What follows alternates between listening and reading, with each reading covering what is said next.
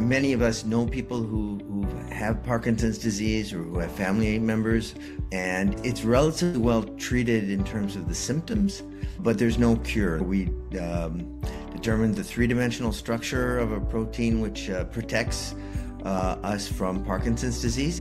And when people don't have the protein, or when it's mutated, then they get Parkinson's disease as young adults. We were able to show that the compound repairs or rescues the function of parkin with specific mutations.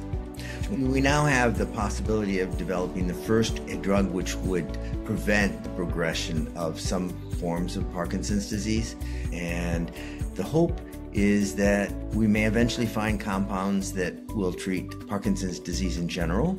The Canadian light source is very important for all of our research. It's a unique facility in Canada. What the c.l.s. provides for us is an opportunity to take Canadian research to an international level. I'm very excited to actually have something that we do in the laboratory which might be impactful for patients.